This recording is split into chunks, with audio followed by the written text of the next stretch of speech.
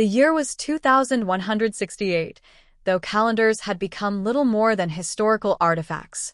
There were no birthdays left to celebrate, no classrooms marking the passage of academic years, no crowded cities counting down to another new year. Time still moved forward, but humanity no longer measured it together. Elias Ward stood on the cliff overlooking the North Sea and watched the waves strike the rocks below. The wind carried the scent of salt and rain. Behind him stretched miles of untouched wilderness. Forests had swallowed old roads. Wildflowers grew through abandoned foundations. Nature had spent decades reclaiming what humans had once believed they owned. He was the last human being on Earth. The title had never felt real. For years, there had always been someone else, a distant researcher in Antarctica, an elderly woman in New Zealand, a patient in a medical facility in Brazil. Humanity's numbers had dwindled slowly enough that hope survived longer than logic. Then one day the world population reached 2. A year later, it became 1. Elias remembered receiving the message. The final other human, a 90-year-old botanist named Hannah Sato, had died peacefully in her sleep. The global network informed him with gentle wording, "You are now the sole surviving member of Homo sapiens."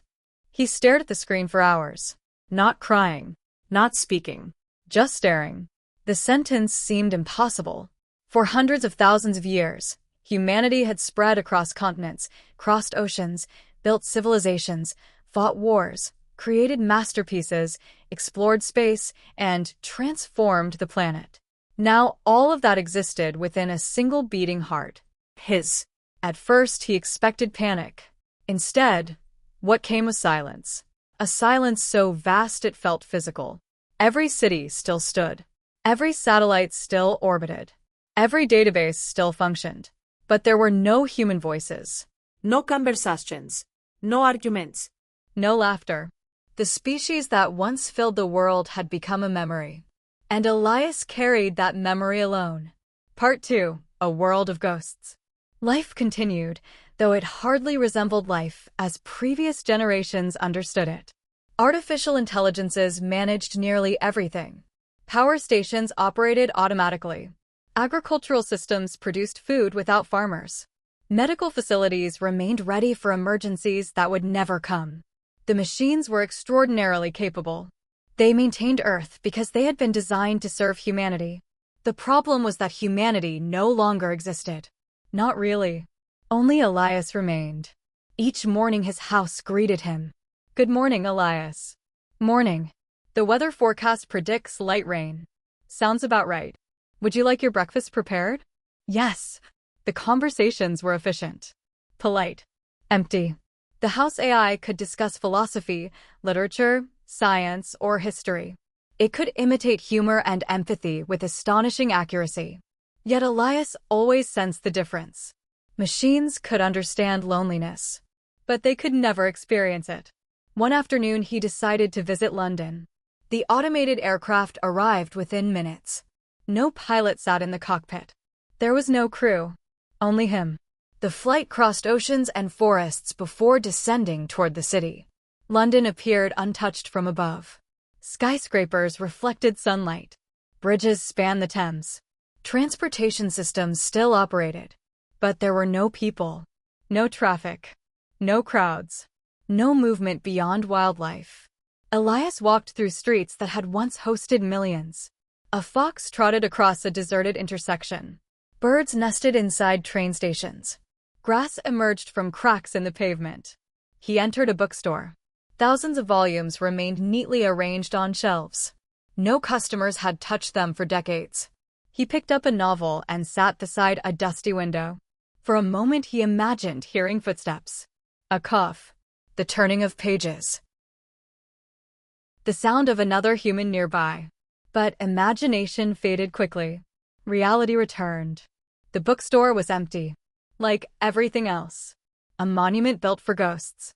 And Elias was haunting it. One evening, unable to sleep, Elias accessed the global archive. It contained nearly every recording humanity had ever preserved. He searched for something simple. A city street. The archive displayed footage from New York City in 2025. The screen filled with life. Cars moved through intersections. Vendors sold food. Children laughed. People rushed past each other without ever realizing how extraordinary their ordinary existence truly was. Elias leaned forward. The noise overwhelmed him. He had forgotten. Not forgotten intellectually. Forgotten emotionally. He had spent so many years in silence that he no longer remembered what humanity sounded like. The video lasted only 5 minutes. He watched it again. And again. And again. Each viewing felt like visiting another universe. A universe where loneliness existed but could always be escaped. A universe where strangers occupied every street. Where human connection was abundant. By midnight, tears streamed down his face. Not because those people were dead. Everyone dies. What hurt was knowing they never understood how precious they were. The crowded trains. The long lines. The annoying neighbors. The endless social obligations. Humanity had once complained about never having enough privacy. Now Elias possessed all the privacy in existence. And he would have traded every second of it for one genuine conversation. One unexpected laugh. One argument. One friend. The archive continued playing. Millions of lives passed before him. Wedding videos. School performances. Family reunions. Scientific discoveries. Sporting events. Tiny moments of joy. Tiny moments of grief. Together they formed the story of a species. A story nearing its final page.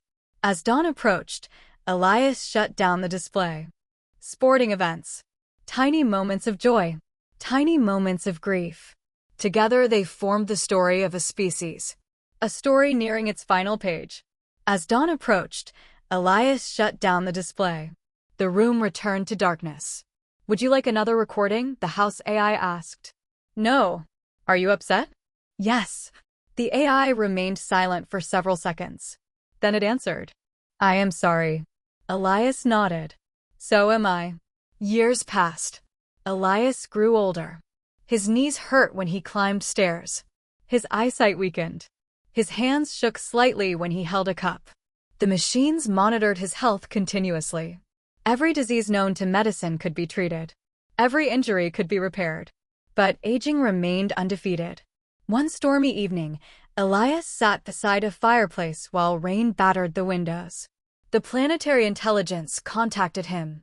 Unlike ordinary AIs, this system coordinated infrastructure across the entire globe.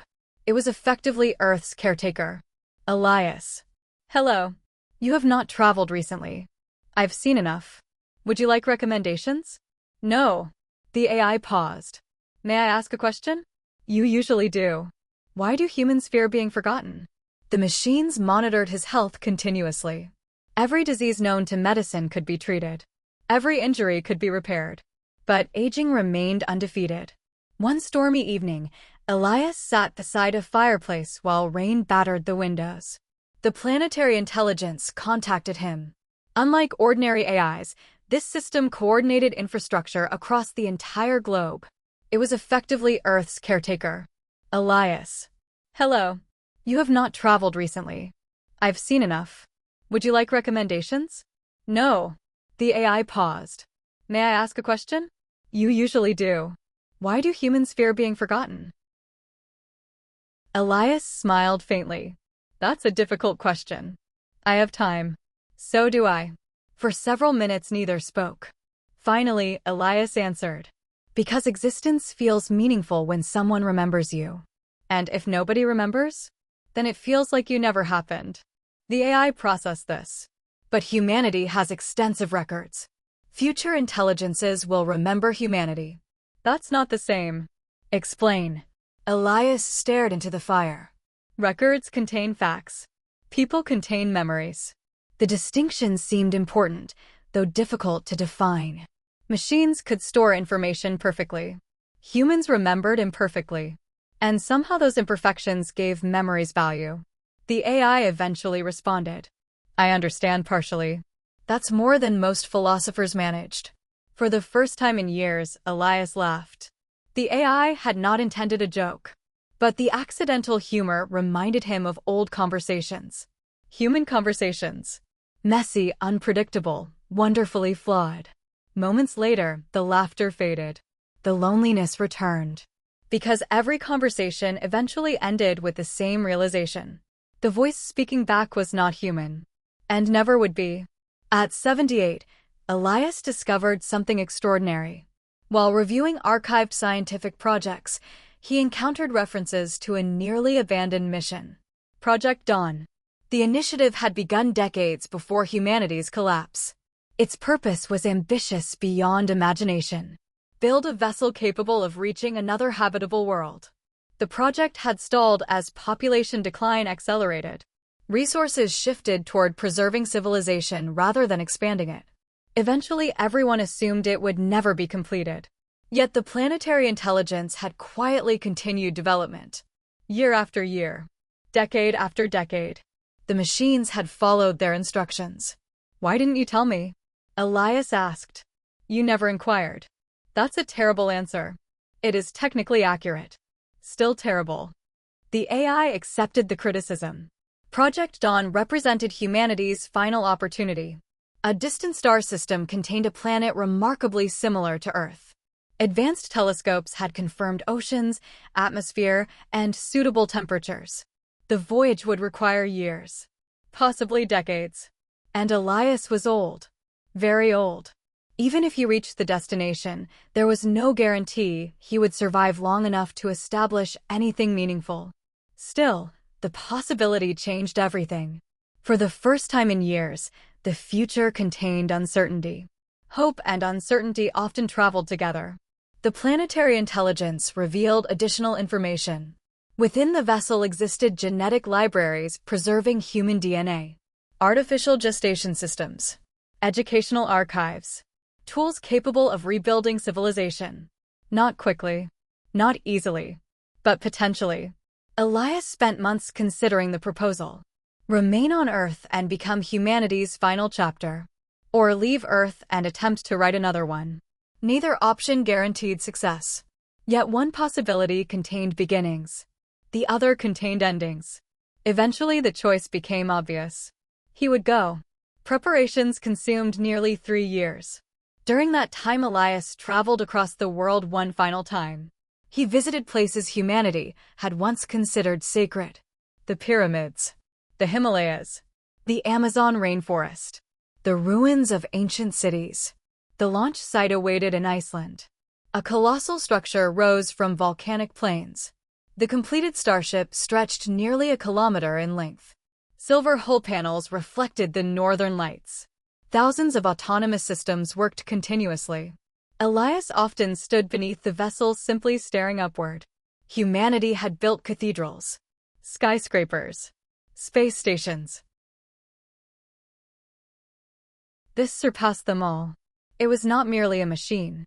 It was a declaration. A refusal to disappear quietly. Launch day arrived beneath clear skies. There were no crowds, no reporters, no cheering spectators. Only one human and countless machines. The loneliness of the moment nearly overwhelmed him. Humanity's greatest voyage deserved witnesses. Instead, there was silence. Before boarding, Elias turned toward Earth. Not the planet. The world he remembered. The world of families, friendships, celebrations, and shared experiences. The world that no longer existed. "Goodbye," he whispered. The word felt inadequate. How does one say farewell to an entire species? How does one leave behind every place that ever mattered? The ship's ramp lowered. The AI spoke through hidden speakers. "Are you ready?"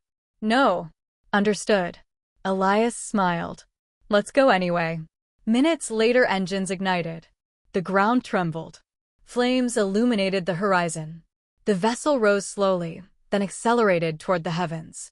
Clouds swallowed the ship. Earth shrank beneath him. Continents merged into shapes. Oceans reflected sunlight. Eventually, the entire planet became a blue sphere suspended within endless darkness.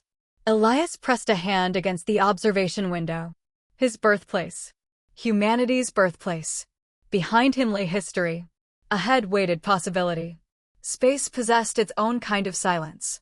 Unlike Earth, it was absolute. No wind. No oceans. No distant wildlife. only darkness punctuated by stars. The journey lasted 11 years. Cryogenic systems preserved Elias between waking periods. Every few months he emerged to monitor progress. At first, he struggled with isolation. Eventually, the entire planet became a blue sphere suspended within endless darkness. Elias pressed a hand against the observation window.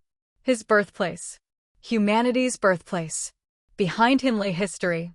Ahead waited possibility. Space possessed its own kind of silence. Unlike Earth, it was absolute. No wind. No oceans. No distant wildlife. Only darkness punctuated by stars. The journey lasted 11 years. Cryogenic systems preserved Elias between waking periods. Every few months he emerged to monitor progress. At first, he struggled with isolation. The ship's intelligence provided conversation, entertainment, and information. Yet loneliness followed him. Then something changed. He began reading extensively. Not merely for knowledge. For companionship. Each book became a voice. Each author became a temporary friend. Poets from centuries earlier spoke through preserved words. Scientists shared discoveries. Novelists described worlds that never existed. Humanity accompanied him across the stars. One evening, he finished reading a collection of letters written during the 20th century. Ordinary letters. Nothing historically important. Yet they moved him profoundly. People discussing daily lives. Small concerns. Minor victories. Every sentence reminded him that humanity's greatness never existed solely in grand achievements. It existed within ordinary moments. Friends sharing stories. Parents comforting children. Strangers helping strangers. Civilization emerged from countless small acts of connection. As years passed, Elias no longer felt like the last human. Instead, he felt like humanity's representative. Its messenger. Its historian. Its final traveler. The distinction mattered. One identity focused on loss. The other focused on purpose. Purpose proved easier to carry. When the destination star finally appeared brighter than all others, Elias stood at the observation deck for hours. The journey was ending. A new story was beginning. And despite his age, excitement surged through him. For the first time in decades, he looked forward rather than backward. The planet appeared beautiful even from orbit. Blue oceans covered much of its surface. White clouds drifted across continents. Mountain ranges cast enormous shadows. 2 moons circled overhead. Scientific instruments confirmed earlier predictions. Breathable atmosphere. Abundant water. Stable ecosystems. Life existed there, though none appeared intelligent. The landing sequence began automatically. As the vessel descended through clouds, Elias watched unfamiliar landscapes emerge. Vast forests stretched toward distant horizons. Rivers sparkled beneath sunlight. Golden grasslands rippled in the wind. The landing craft touched down gently. The hatch opened. Fresh air entered the cabin. Elias inhaled deeply. It smelled different from Earth, yet undeniably real. He stepped onto the surface. History changed. Human footprints marked soil that had never known humanity. For thousands of generations, humans had looked toward distant stars. Now one of those stars had become home. Months passed. The settlement expanded steadily.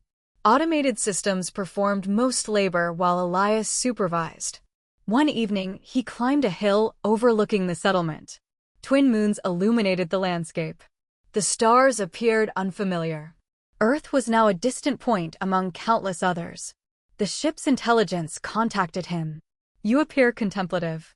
That's a polite way of saying old. Both statements may be true. Elias laughed. "Tell me something." "Yes." "Am I still the last human?" The AI considered the question. "Biologically, yes." "Only biologically?" The preservation systems contain approximately 8 billion unique genetic records. Elias gazed toward the horizon.